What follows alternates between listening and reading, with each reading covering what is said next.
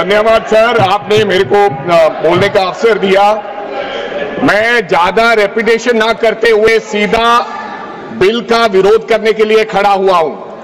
मैंने आज देश के गृह मंत्री का अच्छे तरीके से भाषण सुना और उन्होंने बार बार एक ही बार को 2-3 बातों को ज्यादा जोर दिया। एक तो उन्होंने कहा कि विरोधी दल भ्रम फैला रहे हैं, मुसलमानों के बीच डर फैला रहे हैं। ये हमने फैलाया हुआ डर नहीं है। जब देश के मुसलमान को लगा कि देश में बीजेपी में 240 संसदों में एक भी मुसलमान सांसद नहीं है, हमारे लिए जगह नहीं है, तो वो डरने लगा। जब आपने कब्रिस्तान की बात की, आपने शमशान घाट की बात की, तो वो डरने लगा।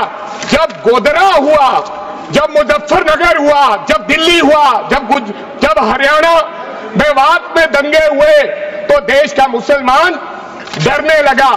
और फिर क्या कहा गृह मंत्री साहब ने? आज गृह मंत्री साहब ने कहा कि 2013 का बिल अगर नहीं आता, यूपीए नहीं लेकर आती, तो आज इस बिल की जरूरत नहीं थी। क्यों बिल लाए? क्योंकि आपको पता चल गया कि देश का मुसलमान हमारा साथ नहीं दे रहा। हमने हथकंडे अपना लिए, हमने आरएसएस की नीति अपना ली, हमने डंडा अपना लिया, दंगे हो गए, लेकिन मुसलमान हमारे साथ आने के लिए तैयार नहीं है। फिर आपको पता चला, आपने एक और अंकड़ा दिया, आपने कहा 1913 से 2013 तक केवल 18 लाख मुसलमानों का जमीन था और 2013 से अब तक 21 लाख और हो गया, यानी कि 39 लाख टोटल जमीन हो गया। तो आपको किसी ने समझाया मुसलमान को अगर आपके बस में करना है, ये आरएसएस की नीति नहीं अपनाएगा जितनी देर आप इनकी सास प्रणाली बंद नहीं करोगे, अगर वक्फ बोर्ड नहीं छीनोगे, अगर जमीनें नहीं छीनोगे, तब तक मुसलमान आपके सामने झुकने वाला नहीं है। जैसा आपने पंजाब में करने की कोशिश की, किसान झुका नहीं, पंजाब के लोग नहीं झुके, सिख नहीं झुके, तो आपने एमएसपी का झगड़ा आज तक डाला हुआ है कि किसान की सास प्रणाली बंद कर दो तो पंजाब अपने आप झुक जाएगा। आर्थिक जब झुक जाएगा तो हमारी ईन मान लेगा और हमारे साथ आ जाएगा। आदरणीय सर, आपने बार बार कहा, आज गृह मंत्री साहब ने कहा गवर्नमेंट प्रॉपर्टी पर किसी का अधिकार नहीं है, पंचायत की जमीन कोई दान नहीं दे सकता है। मैं आपको इसके पीछे लोचा क्या है, इसके पीछे छुपा हुआ राज क्या है? 1947 में जब बंटवारा हुआ था, 47 से लेकर 1954 तक सारी प्रॉपर्टी गवर्नमेंट के नाम हो गई थी। उसके बाद 1954 में एक्ट बना, तो वो एक्ट में सर्वे हुआ 1961 टू 1970। सर्वे किसने किया? कलेक्टर ने। अगर पंजाब की, हरियाणा की, हिमाचल की बात करूं तो डिविजनल कमिश्नर अंबाला बैठते थे, उन्होंने सर्वे किया, तहसीलदारों ने सर्वे किया, तो वक्फ बोर्ड को यह जमीन देने का काम किया। अब क्या हो गया?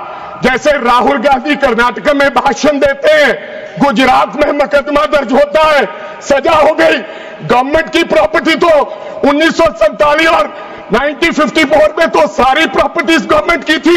अब एक बंदा खड़ा होगा तो वो कहेगा कि यहां पर ये गवर्नमेंट की प्रॉपर्टी है, डिस्प्यूट होगा, तो आप वक्फ बाय यूजर का अधिकार खत्म कर दोगे कि ये तो जमीन गवर्नमेंट की थी, आप उसकी जमीन छीन लोगे। फिर आपने कहा लिमिटेशन एक्ट की बात कर रहे हैं आप, और किसी धार्मिक स्थानों पर तो लिमिटेशन एक्ट लागू नहीं होता, इनके ऊपर क्यों? आप जानबूझकर इनको अपनी लात के नीचे से दबाना चाहते हो, इनकी छाती पर चढ़ना चाहते हो, जानबूझ के मुसलमान को मारना चाहते हो, जानबूझ के इस देश में मिनॉरिटीज को खत्म करना चाहते हो। इसको एक्सपांड करना, जानबूझ के मारना चाहते हैं मुसलमान को, फिर और लोगों पे होगा।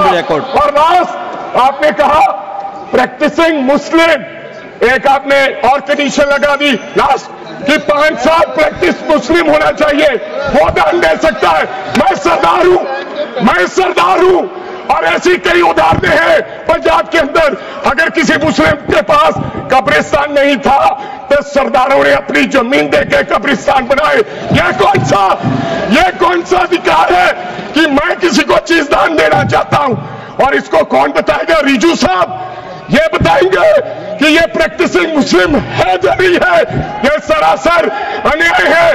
कल को श्रोमणी गुरुद्वारा प्रबंधक कमेटी 1925 का सिखों का जो एक्ट है आप उसमें भी संशोधन करेंगे।